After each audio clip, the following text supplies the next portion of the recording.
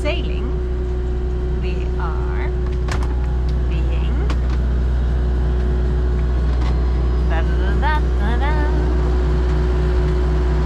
lifted.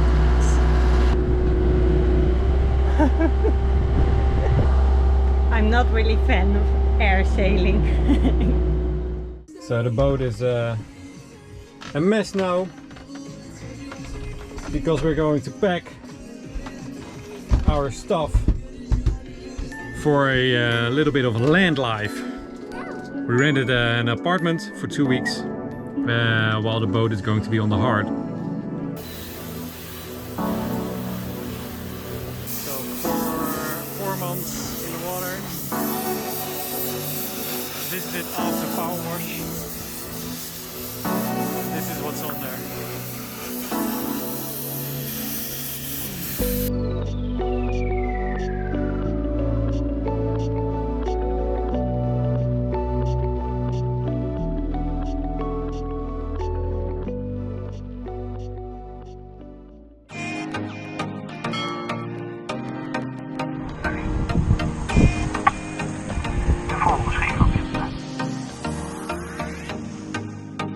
We are Bart, Kim and Liz.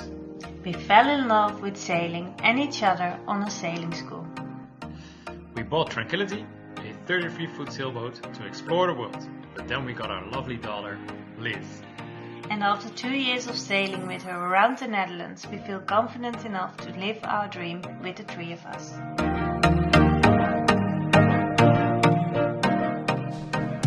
So hectic day today, boat back out of the water. We had to find the apartment, we couldn't find it, but we made it, and well, the apartment is just fine. It's I'll show you around. We've got a big living room that will just suit for our needs. Got some balcony, a kitchen, and this is the most important part of our journey, a washing machine. We get very happy of washing machines. Then here's a room for Liz. I hope she don't come back by the curtain in the night. Got a big... Hey, who's here? This is the cleaning lady. And here's our master bedroom. From our apartment it is a 10-minute walk to the boatyard. So it's easy for me to go over there and do some boat projects. First project, an inspection hatch on our diesel tank. We have a lot of projects to do. Raise the waterline, a wobbly steering system, new anode, propspeed on the sail drive and prop, repair Finsulate patches, an anchor chain roller, a bimini, reinforcement of the arch, wax the sides, a new window in our hatch.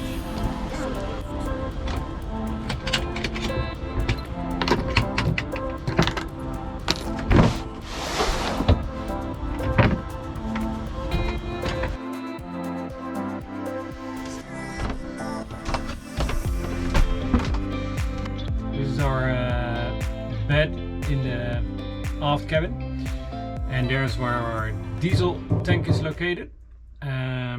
And in the diesel tank there's a manhole, so you can clean it when the diesel is dirty and inspect it. So that's very nice to have. But the manhole that was in there, cover for it was not what I like, because it's when the tank is full it's leaking a little bit of diesel every time, and that gives a smell in the boat.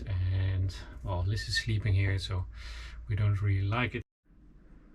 This is the one I built in with a nice cover that you can put on by hand, so it's quite easy to remove. And this is the one that was in there. You can see it's not a very nice hole with some sharp edges, and this is the cover that needs to get in there with just this rubber ring preventing the diesel to come out. As you can see, the rubber ring will be on here, and yeah, if there's any, this can move a little bit, so if there's any play in there, the diesel will just zip out. First remove the old diesel that's in there before we start drilling holes. This is an electric little pump. There we go.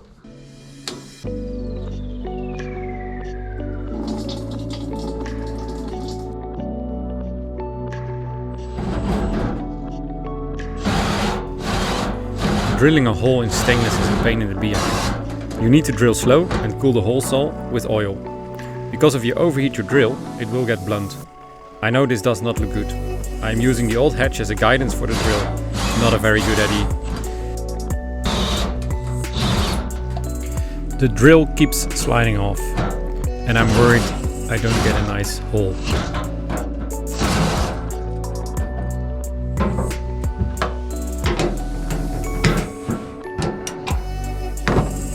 But somehow it worked out.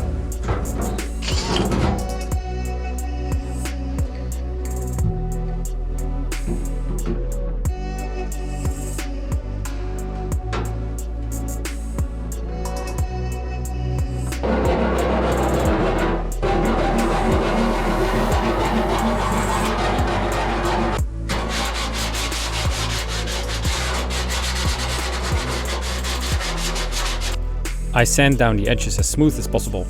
It is a thin piece of metal and I don't want the metal pierce through the rubber seal. Chances of a new leak will increase then. So here's the flange.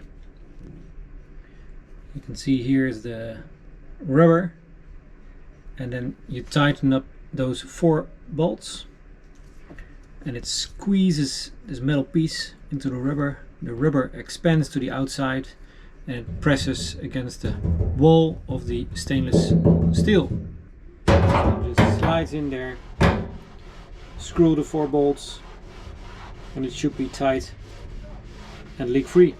Right, so most important thing now is to clean the tank and get rid of all the small little stainless.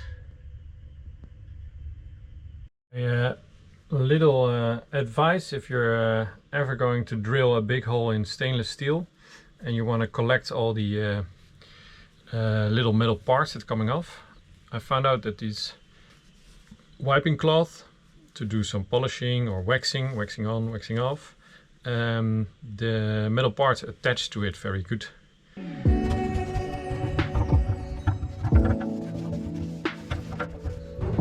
Alright, so what we're gonna do is we're gonna rotate each of the 4 screws, 1 revolution.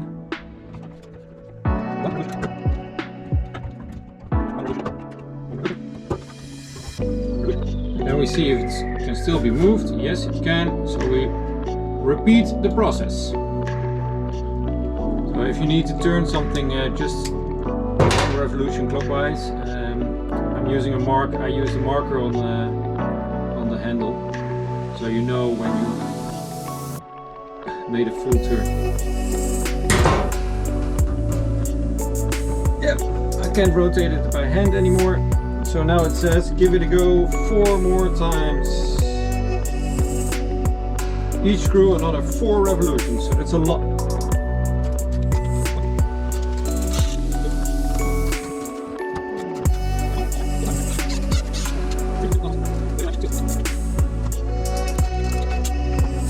Now there are 2 holes which you can easily access by hand.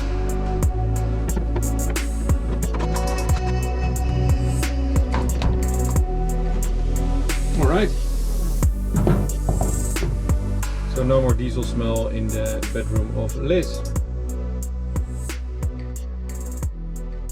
So Bart is back at the boat and Liz and I are heading for the playground.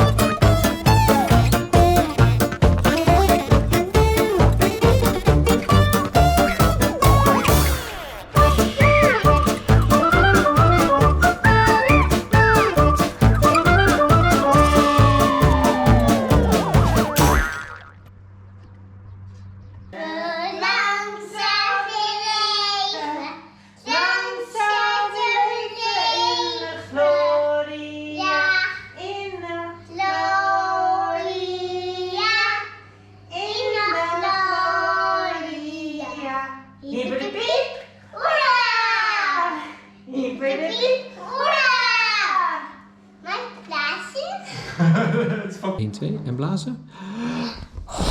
28 years old. I don't know what went wrong with the candles. Kim? At the end of the day, we went out for dinner with our friends from Anna Sophia too. Jan and Annelies.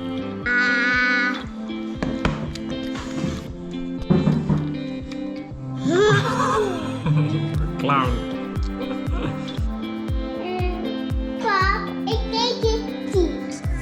Ja. Die moet daar. Nee. Oh, die moet daar. Oh, die moet daar.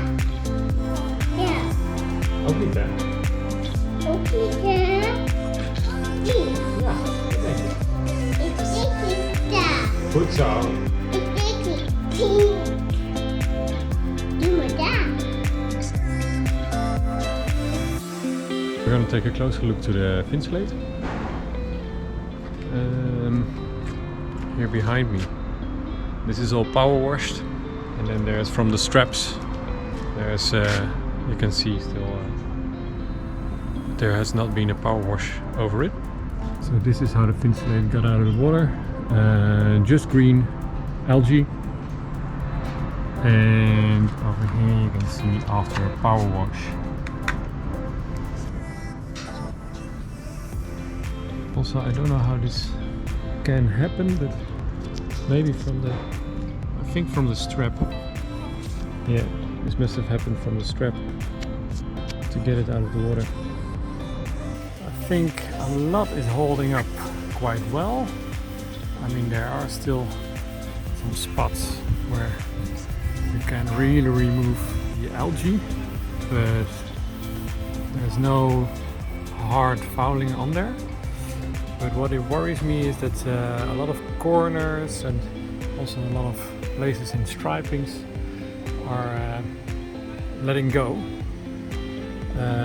I know that there might be some damages, so that's why they gave me a piece of Finsulate so you can cut pieces and tape them in. That's what I'm doing right here. So I just adhere it here and then cut the corners and make sure it's covered again. But something that worries me the most, I don't know if I can find it. Yeah, that's one was over here. There was a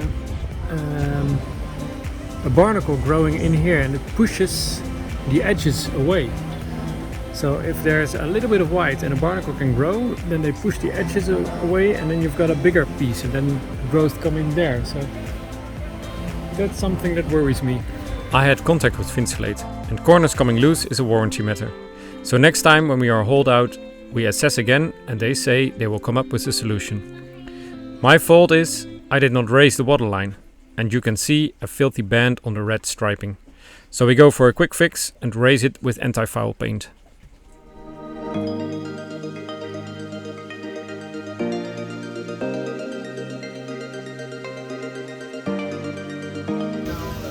They finished the raising of the waterline. So you can see there's a black anti-fouling layer on top of the Finsulate. So I hope we now don't have the growth anymore on there. Other funny detail is our shiny looking auto prop. Can you remember? This is what the ocean water does to it. So it's not so shiny anymore. Out of the water we found the anode of the prop is missing. An anode is a weaker piece of metal. It will deteriorate by electrolysis in water. But that is a good thing, because it will prevent doing the same to your sail drive and prop. The anode of the sail drive is not that bad corroded, so the other one probably deteriorates around the screw first and then fall off. So we put some paint on the anode now, only around the screws.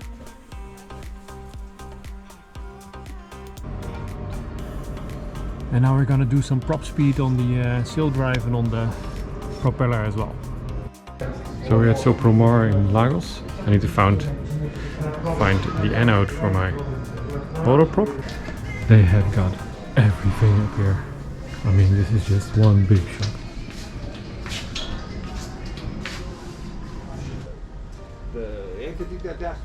So this one is gonna be on there.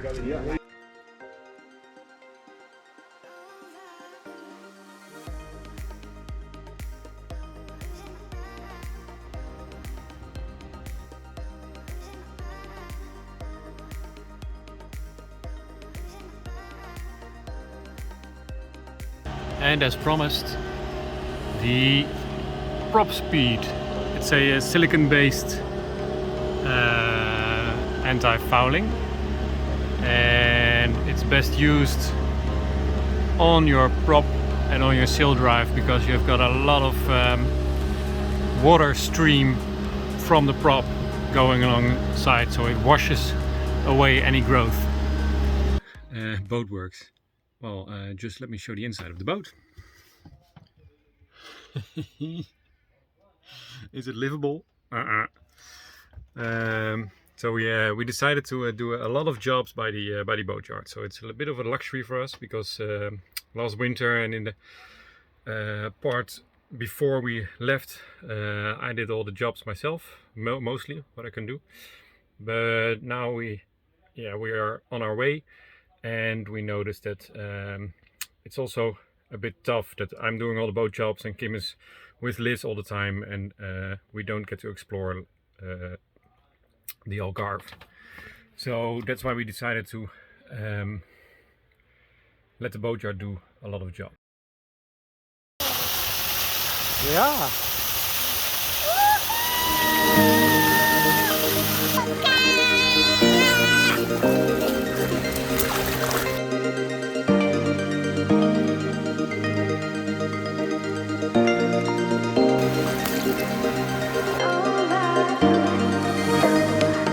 Hey, count! No.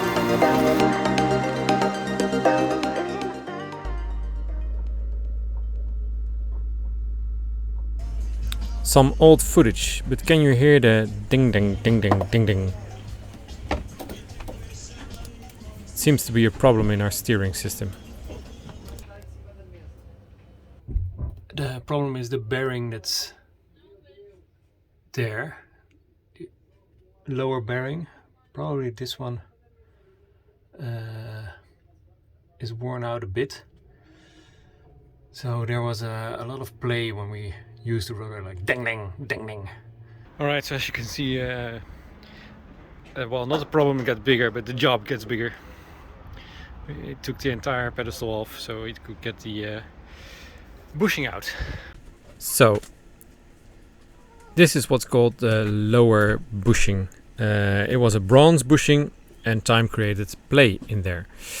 This white plastic one is new. The material they used is called Delrin and is superior to bronze nowadays. In Liz's bedroom is where the steering system is located. Along the pedestal are wires for the autopilot and compass light. Job finished, so I can put it all together again. We're fitting it all in there. So assembling. Jobs like this show you why it is a big advantage doing a lot of boat work yourself. You know where it all is and you will find problems faster. So that's fine. If you think something exists as an easy job, well, buy a boat and nothing is easy.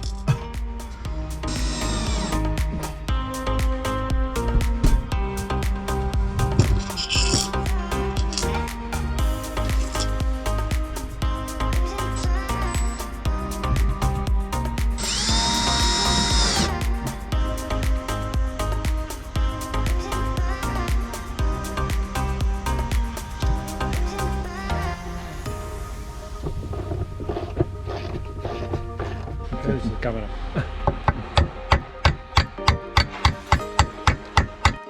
Alright, so not much filming because we're with the three of us working on here. But look at that steering pedestal back in place. All painted. In the next episode we will continue our boat works. But also we hire a car and we explore the Algarve.